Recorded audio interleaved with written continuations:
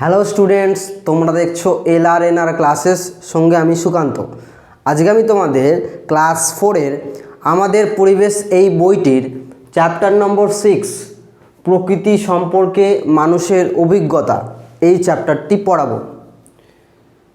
তো এসো শুরু করা যাক। প্রথমেই আমরা জানব যে জলের কাজ এবং এর পরবর্তীতে আমরা জানব এই জলকে কেন্দ্র করে বা জলাশয়কে কেন্দ্র করে বিভিন্ন সভ্যতা গড়ে উঠেছিল কিভাবে, এইগুলি জানব। তো প্রথমেই জলের কাজ। আমরা সবাই জানি জল হচ্ছে জীবন, অর্থাৎ জল ছাড়া মানুষ কোনোভাবেই এগোতে পারবে না। দৈনন্দিন জীবনে জলের এক অপরূপ ভূমিকা রয়েছে। সেই দিক দিয়ে জলের প্রচুর বিভিন্ন কাজ আমরা লক্ষ্য করতে পারি। প্রথম কাজ হচ্ছে জল আমরা পানীয় হিসাবে খাই, অর্থাৎ যে জলকে আমরা পানীয় জল বলি সেই জল আমরা দৈনন্দিন কী করি, খাই। এরপর দেখো 2 নম্বর সেটা হচ্ছে যে এই জলে আমরা বিভিন্ন রান্নার কাজ করি, কাপড় কাচি, বাসন ধুই, ঠিক আছে, বা এই জলকে সাহায্য নিয়ে আমরা বিভিন্ন কৃষিকাজ করে থাকি। যেমন ধরো ধান বা গম, আলু, এই সব যে শস্য আমরা চাষ করি, তো এই শস্য চাষ করতে গিয়ে আমরা অনেক সময় দেখি যে বৃষ্টি ঠিকমতো হচ্ছে না, যার জন্য এই ফসলগুলো যেমনভাবে বেড়ে ওঠা উচিত ছিল তেমনভাবে বেড়ে ওঠেনি, বা এর যে প্রোডাকশন সেটা অনেকটাই কম হয়েছে। কিন্তু তখনই আমরা এই জলাশয় বা নদী এগুলোর কথা মনে আসে, অর্থাৎ আমরা বিকল্প কিছু ভাবতে থাকি। যখন আমরা দেখি যে বর্ষাকালে বর্ষা ঠিকমতো হচ্ছে না বা বিভিন্ন সময় শস্যের কাজ অব্যাহত হচ্ছে, তখন আমরা এই বিকল্প যে সমস্ত জিনিস রয়েছে জলাশয় বা নদী, সেখান থেকে আমরা জল সংগ্রহ করি এবং কৃষিকাজকে এক সমৃদ্ধ করি। তো এইগুলোই কাজ, যে জলের কাজ পানীয় হিসাবে, জলের কাজ রান্নার কাজে, জলের কাজ বাসন ধোয়ার কাছে, জলের কাজ কাপড় কাচা, এবং লাস্ট যে জলের কাজটা আমরা দেখলাম সেটা হচ্ছে এক বিপুল পরিমাণ যার ব্যবহার কৃষি জমিতে। এবার দেখো জলাশয় কেন্দ্রিক সভ্যতা। তো এই জলের এই বিপুল কাজ বা বিভিন্ন কাজের জন্য আস্তে আস্তে মানুষ জলাশয় কেন্দ্রিক সভ্যতা গড়ে তুলেছে। হরপ্পা বলো বা যে সমস্ত সভ্যতায় মেহেরগড় যেগুলো আগে গড়ে উঠেছে, তারা বিভিন্ন সময় বিভিন্ন জায়গায় এই জলকে কেন্দ্র করে তাদের সভ্যতাকে এগিয়ে নিয়ে গেছে। কারণ হচ্ছে জল, যে জলের বিপুল পরিমাণ কাজ, সেই জলের কাজকে আমরা বিভিন্নভাবে ব্যবহার করতে থাকি। অর্থাৎ যদি একটা জলাশয়কে কেন্দ্র করে একটা গ্রাম বা একটা নগর গড়ে ওঠে, তখন আমরা দেখি সেই নগরটা খুব তাড়াতাড়ি উন্নতির চরম শিখরে পৌঁছে গেছে, কারণ তার হাতে সমস্ত কিছু রয়েছে। এই জলাশয়কে কেন্দ্র করে বিভিন্ন কাজ তারা খুব সহজেই করতে পারে। তো এইগুলোই, তো এই জলাশয় কেন্দ্রিক সভ্যতা প্রথমে গড়ে ওঠে বিভিন্ন নদীকে কেন্দ্র করে, যেমন সিন্ধু নদী, গঙ্গা নদী, এই সমস্ত নদীকে কেন্দ্র করে আমাদের এই সভ্যতাগুলো গড়ে ওঠে। এই সভ্যতা গড়ে উঠতে উঠতে আমরা আরও দেখি বিভিন্ন কিছু, এর সুবিধা দেখি, এর অসুবিধা দেখি। অর্থাৎ এই যে এই জলাশয়কে কেন্দ্র করে অনেকগুলো গ্রাম বা নগর গড়ে উঠল। তারা এই জলকে বিভিন্ন কাজে লাগাতে থাকলো। এইগুলোই হচ্ছে সুবিধা, মানে তারা এই জলে রান্নার কাজ বা তখনকার দিনে পানীয় হিসাবে এই সমস্ত কিছু বা কৃষি জমিতে প্রচুর পরিমাণে ব্যবহার করত। সবথেকে বেশি পরিমাণে ব্যবহার হতো কৃষি জমিতে, কারণ সেই সময়ে এই যে সমস্ত টিউবওয়েল আছে এখন আমরা দেখতে পাই মাঠেতে, সেইগুলো তখন ছিল না। তখন এই জলাশয়কে কেন্দ্র করেই কৃষি জমি গড়ে উঠতো। ফসল ফলতো, এইগুলোই। এছাড়াও দেখতে পাই আমরা এই জলাশয়কে কেন্দ্র করে কি হয় না শস্য বা পাথর বা বিভিন্ন যে সমস্ত সম্পদ রয়েছে সেগুলো কি হয় এক জায়গা থেকে অন্য জায়গায় খুব সহজেই নৌকার মাধ্যমে কি হয় না চলে যায়। তো এইগুলোই হচ্ছে জলাশয় কেন্দ্রিক সভ্যতার সুবিধা। যদি আমরা পানীয় হিসাবে দেখতে পাই, তার থেকে যদি আমরা আরও কিছুটা এগিয়ে যাই তাহলে কৃষিজমি খুবই গুরুত্বপূর্ণ। তাছাড়া আমি দেখতে পাই যে কৃষিজমিতে যে সমস্ত ফসল ফললো বা আরও কিছু সম্পদ যেগুলো নৌকার মাধ্যমে এই জলের ওপর দিয়ে অন্য একটা জায়গায় চলে যাচ্ছে একটা খুব সহজ মাধ্যমে, এইগুলোই। আচ্ছা, এর অসুবিধা তো রয়েছে, কারণ সুবিধা যার অসুবিধা তো তার থাকবেই। কারণ এর অসুবিধা হচ্ছে একটাই, যেহেতু নদী কেন্দ্রিক বা জলাশয় কেন্দ্রিক সভ্যতা, সেহেতু বর্ষাকালে প্রচণ্ড পরিমাণ জল হওয়ার দরুন এই অঞ্চলগুলোতে বন্যা পরিস্থিতির সৃষ্টি হয়। বোঝা গেল? এবার এই বন্যা পরিস্থিতির সৃষ্টি হলে এখানকার মানুষরা খুবই বিপদে পড়ে।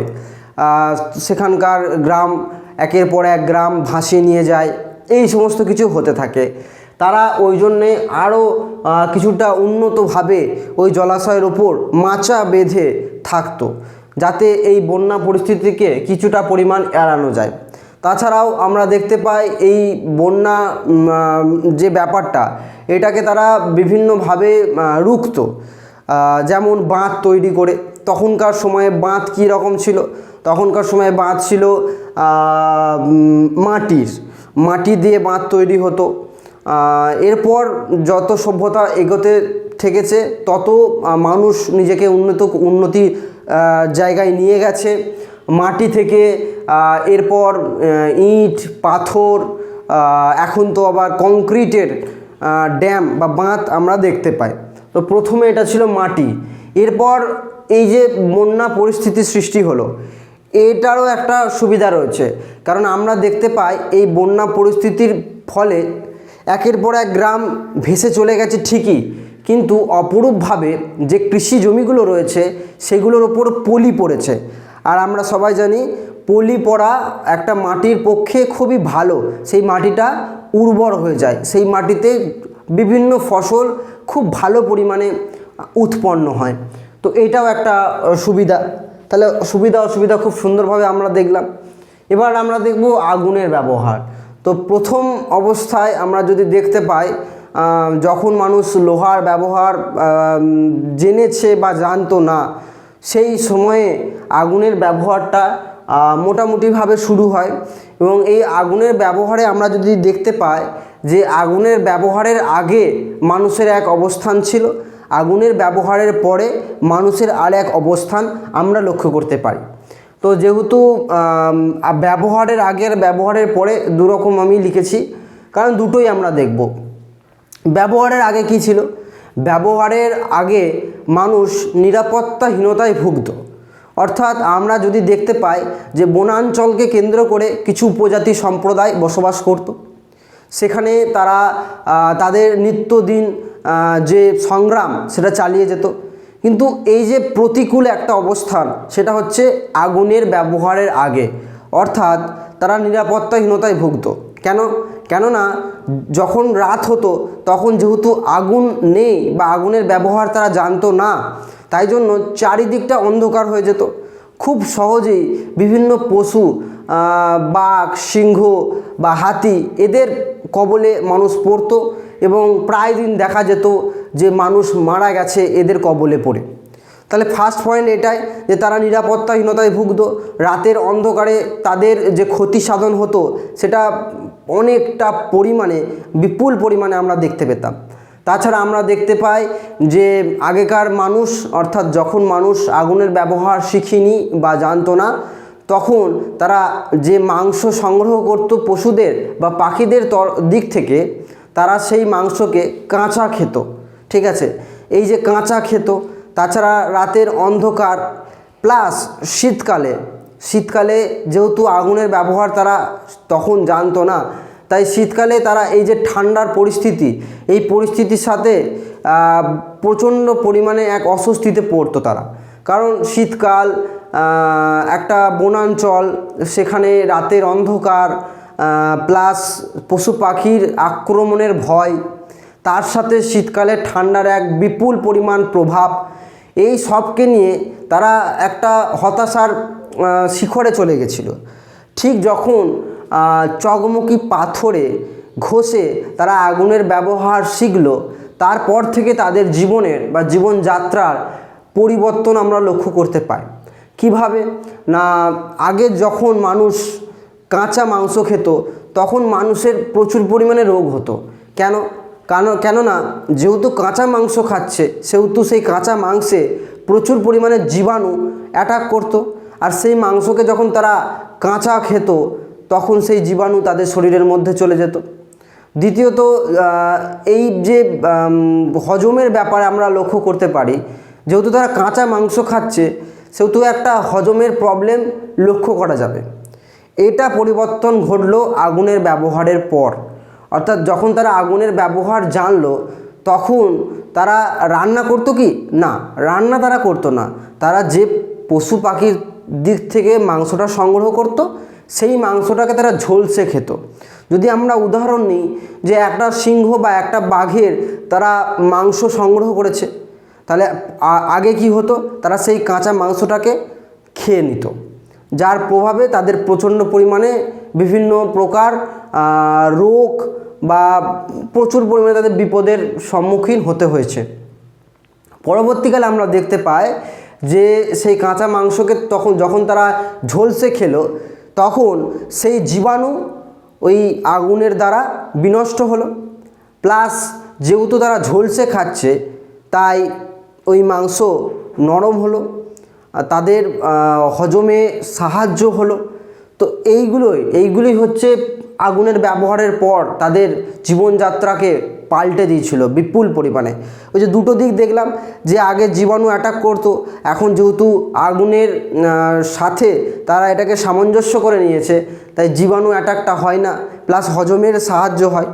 এরপর যদি আমরা আরও কিছুটা এগিয়ে যাই, আমরা দেখতে পাবো যে এই হজমের বা এই কাঁচা মাংসের দিক থেকে সরে এসে যে তারা শীতকালে প্রচণ্ড পরিমাণে বিপদে পড়তো। কারণ একটা আগুনের ব্যবহার জানার আগে তারা এই শীতকালে নিজেদেরকে মানিয়ে নিতে পারতো না ঠিকঠাক। কারণ এই যে শীতকালের একটা ঠান্ডা, এই পরিস্থিতির সাথে একটা মানুষের কোনোভাবেই চালানো সম্ভব নয়, সেটা আবার একটা বনাঞ্চল। তো যখন তারা আগুনের ব্যবহার শিখলো বা জানলো, তখন তারা এই আগুনের ব্যবহারকে কেন্দ্র করে কি হলো না, এই যে ঠান্ডাময় পরিস্থিতি এটাকে কাটিয়ে উঠলো। প্লাস রাতের অন্ধকারে যে জীবজন্তুগুলো তাদেরকে অ্যাটাক করতো, সেটা আর হলো না। কারণ রাতের অন্ধকারে তারা অ্যাটাক করতো একটা কারণেই, কারণ অন্ধকার, চারিদিকে কোনো বিপদ নেই, আমরা খুব সহজেই মানুষকে অ্যাটাক করতে পারবো। কিন্তু যখন তারা আগুনের ব্যবহার জেনে গেল, তখন তারা চারিদিকে আগুন তৈরি করতে থাকলো, এক ছোটোখাটো বনফায়ার মতো করে আগুনের কিছু অংশ তৈরি করতে থাকলো। এবারে এই আগুনকে পশু পাখিরা প্রচণ্ড পরিমাণে ভয় খায়, তার জন্য ওই আশেপাশে আর আমরা পশু পাখিদের দেখতে পাই না। কারণ আগুনকে যেহেতু তারা ভয় খায়, তাই আশেপাশে তারা আর আসতো না। তার জন্য আগে যেমন প্রচুর পরিমাণে মানুষ মারা যেত পশু পাখির কবলে পড়ে, এখন আর সেটা হয় না। যেহেতু আগুনের ব্যবহার তারা জেনে গেছে, তাই এই বিপদটাকে তারা এড়াতে পেরেছে। এইটা খুব সুন্দর করে বললাম। এখানে পয়েন্টও আমি করে দিয়েছিলাম যে নিরাপত্তা আর জীবনযাত্রা, আগে কিভাবে নিরাপত্তা কাজ করতো, এখন কেমন, এখনকার জীবনযাত্রা কেমন। এবার দেখো পোড়ামাটির জিনিস, এই আগুনের সাথেই রিলেটেড।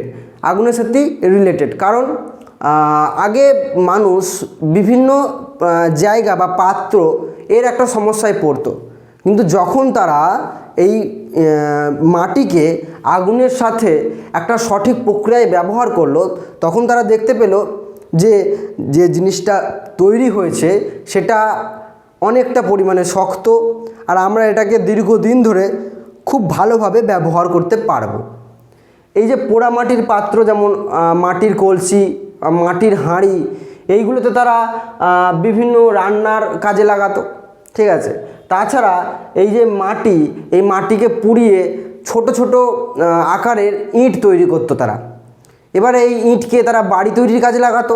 এইভাবে তাদের জীবনযাত্রা আরও কিছুটা পরিবর্তন ঘটলো, যেহেতু ওই যে মাটিকে আগুনের সাথে একটা ভালো রকম ব্যবহার করলো, তখন তারা দুটো জিনিস দেখতে পেলো। একটা হচ্ছে ইট, যে ইটকে তারা বাড়ি তৈরির কাজে ব্যবহার করলো, আর একটা হচ্ছে এই মাটির কলসি, মাটির হাঁড়ি, যেটাকে তারা নিজেদের প্রতিদিনকার আসবাবপত্র বা রান্নার কাজে ব্যবহার করলো। এবার দেখো, গাছ আমাদের প্রাণ। আমরা প্রথমেই এটার সাথে প্রাচীন মানুষের যে ব্যাপারটা সেটাকে উল্লেখ করব। অর্থাৎ এই চ্যাপ্টারটাই প্রথম থেকে এটাকে ইন্ডিকেট করে যে এখনকার মানুষের কি অবস্থান আর প্রাচীনকালে মানুষের কি অবস্থান ছিল। এরপর এই বিষয়গুলোর সাথে কোন কোন বিষয়গুলো জড়িত সেগুলোই আমরা দেখছি। অর্থাৎ গাছ, এই গাছকে কিভাবে ব্যবহার করা হয়, আগেকার মানুষ কেমনভাবে ব্যবহার করত, এখনকার মানুষ কিভাবে ব্যবহার করে, এইগুলোই। দেখো, গাছ আমাদের প্রাণ। গাছের ব্যবহার প্রাচীন মানুষের এবং গাছের ব্যবহার দৈনন্দিন জীবনে, অর্থাৎ প্রাচীন মানুষ গাছকে কিভাবে ব্যবহার করত। আমরা সবাই জানি যে প্রাচীন মানুষ বাড়িঘর নির্মাণ করতে পারতো না, বা তারা চেষ্টা করেনি, এমন একটা ব্যাপার। তার জন্য তারা এই গাছকে এই কাজে ব্যবহার করত। কিভাবে না, এই গাছের ওপর অর্থাৎ ডালের মাঝে মাচা তৈরি করে তারা সেখানে থাকতো। অর্থাৎ এটাকে তারা ওই বাড়ি নির্মাণের কাজে ব্যবহার করেছিল। ঠিক আছে। তাছাড়া এই গাছের যে ডাল রয়েছে, সেই ডালের একটা অংশকে কেটে সেটাকে ছোচালো করে সেটাকে পশু শিকার করার কাজে লাগাতো। এটা হচ্ছে প্রাচীন মানুষের এই গাছকে এই রূপে ব্যবহার করা। অর্থাৎ প্রথমেই বললাম, যেহেতু তারা বাড়িঘর নির্মাণ করতো না বা চেষ্টা করেনি, তাই তারা এই গাছকেই ব্যবহার করত। প্লাস এই যে গাছের ডালকে ছোচালো করে সেটাকে পশু শিকার করার কাজে লাগাতো। তাছাড়া বিভিন্ন প্রাকৃতিক যে ঘটনাগুলো ঘটে, অর্থাৎ ঝড় বৃষ্টি, এই সবের হাত থেকে মুক্তি পাওয়ার জন্য তারা গাছের নিচে কি হতো না, তারা জড়ো হতো, যাতে করে তারা কিছুটা পরিমাণ হলেও স্বস্তি পায় এগুলোর থেকে। এটা হচ্ছে প্রাচীন মানুষের। এরপর আমরা দেখব যে আমরা সাধারণভাবে গাছের কি ব্যবহারটা পাই। প্রথমেই বলি যে এই গাছ আমাদেরকে কি দেয়। এই গাছ আমাদেরকে দেয় অক্সিজেন। এই অক্সিজেনকে আমরা আমাদের যে শ্বাস প্রক্রিয়া, এই শ্বাস প্রক্রিয়ায় কি করি, ইনভলভ করি। এটা হচ্ছে প্রথম একটা গাছের ব্যবহার। এছাড়াও এই যে গাছের ডাল, এই গাছের ডাল প্রচণ্ড পরিমাণে শক্ত হয়, যদিও সব গাছ নয়। এই গাছের ডালগুলো আসবাবপত্র নির্মাণে কাজ হয়, অর্থাৎ জানলা দরজা এই সমস্ত কাজে এই গাছের ডালপালা আমরা ব্যবহার করি।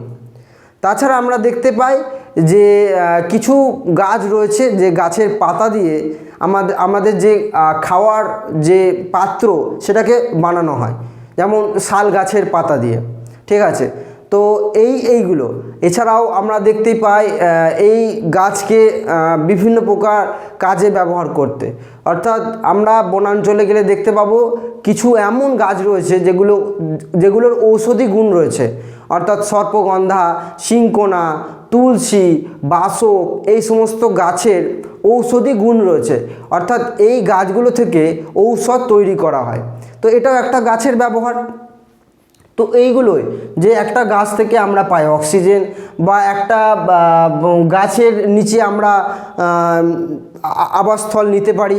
অর্থাৎ আমরা দেখছি যে প্রচণ্ড পরিমাণ রোদে আমরা অনেকটা পরিমাণ ক্লান্ত হয়ে গেছি, তখন আমরা কোনো একটা গাছের নিচে গিয়ে আশ্রয় নিলাম, তাতে করে আমরা কিছুটা পরিমাণ স্বস্তি পাবো। তাছাড়া আরও কি বললাম যে এই গাছের ডাল থেকে বিভিন্ন প্রকার আসবাবপত্র তৈরি হয়। এই গাছের ডাল আমাদের জ্বালানির কাজে ব্যবহার হয়। বোঝা গেল এইগুলো। আর তাছাড়াও এই গাছ প্রচণ্ড পরিমাণ মাটিকে কি করতে পারে না, ধরে রাখতে পারে। এই জন্য যেখানে প্রচুর পরিমাণ গাছ রয়েছে সেখানে এই বন্যা পরিস্থিতি খুব সহজেই কায়েল করতে পারে না। আর যে সমস্ত নদী উপকূল বরাবর গাছ লাগানো হয় সেখানে পরিষ্কার লক্ষ্য করা যায় যে সেই নদীর উপকূলে এই যে ধস এটা হয়নি, কারণ আমরা সবাই জানি যে গাছের শিকড় মাটিকে খুব শক্ত করে আঁকড়ে ধরে রাখে, তাই জন্য পারে না। তো এইগুলোই গাছের ব্যবহার, খুব ভালোভাবে বললাম। এবার দেখো প্রাচীন মানুষের শিকার, অর্থাৎ প্রাচীন মানুষ প্রচুর পরিমাণে পশু এবং পাখি শিকার করত। তারা পশুদেরকে ভালোবাসতে জানতো না বা তারা পশুদেরকে পোষ মানাতে চায়নি। কারণটা একটাই, যে তাদের দৈনন্দিন জীবনে টিকে থাকার জন্য দরকার খাবার, আর সেই খাবার কোথা থেকে পাবে? এই সমস্ত পশু বা পাখির মাংস থেকে। এবার এই একটা সময় দেখা যায় যে এই মানুষ কিছুটা পরিমাণ চালাক হয়, তার জন্য তারা পশু বা পাখিকে পোষ মানাতে চায়। কারণ এবার কেন হঠাৎ করে তাদের এই চেঞ্জ কেন? কারণ একটাই, স্বার্থ। অর্থাৎ আমরা দেখতে পাই যে এই মানুষ নিজেদের স্বার্থ চরিতার্থ করার জন্য পশু বা পাখিকে পোষ মানাতে থাকে, শিকার এই প্রক্রিয়া কন্টিনিউ করেই। এবার আমরা দেখতে পাবো যে তারা কী কী পশুকে শিকার করত। আমরা ভালো করে যদি লক্ষ্য করি তাহলে দেখতে পাবো মূলত 3টে বা তারও বেশি পশুকে তারা শিকার করত। তবে বলগা হরিণ, ঠিক আছে, বুনো হাতি, আর একটা তোমাদের লক্ষ্য করা যায় যেটা রয়েছে এই গন্ডার, ঠিক আছে, এই জাতীয় এদেরকে শিকার করত প্রাচীন মানুষেরা। এরপর পোষ মানানোর প্রক্রিয়া শুরু হয়। কিন্তু কেনই বা তারা পোষ মানালো সেটাই আমার পরের টপিক, যে কেন তারা পোষ মানালো, কী দরকার হলো তাদের পোষ মানানো।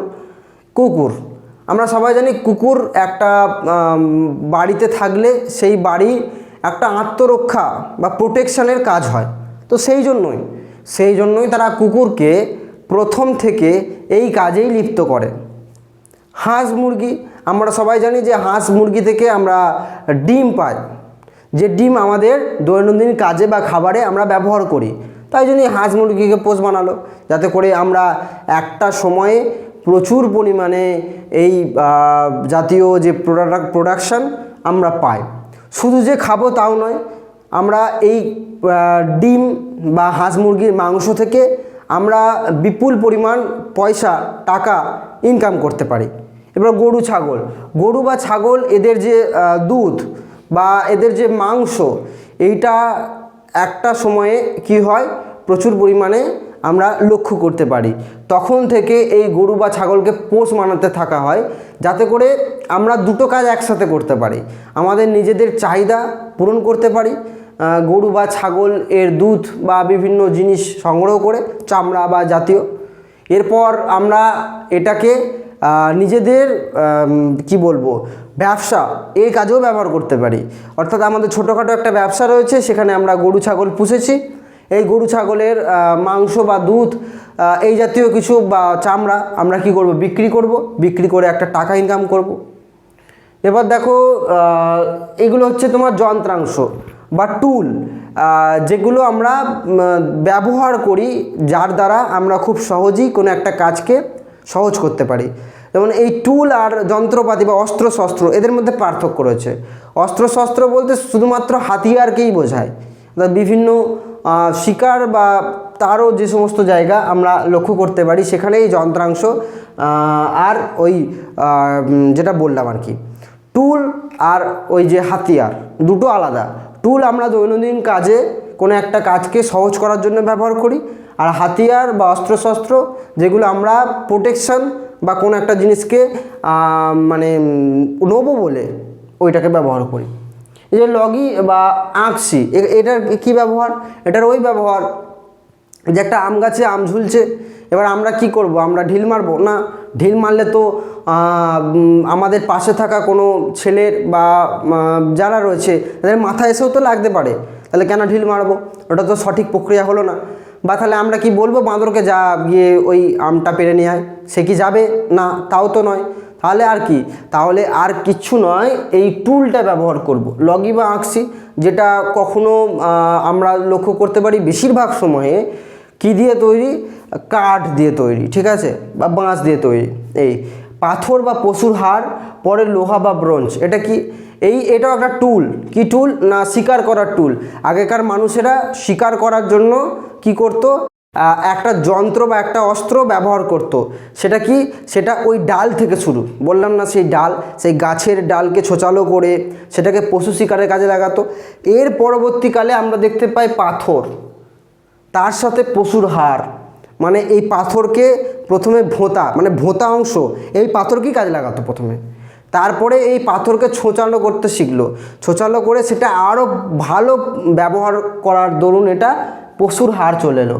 অর্থাৎ পশুর হাড় তীক্ষ্ণ, সেটাকে ছোচালো করলো, তারপর সেটাকে পশু শিকারের কাজে ব্যবহার করলো। এইভাবে যে প্রথমে গাছের ডাল, তারপর ভোঁতা পাথর, তারপর সেই ভোঁতা পাথর থেকে আসলো ছোচালো পাথর, ছোচালো পাথরের পর আসলো পশুর হাড়।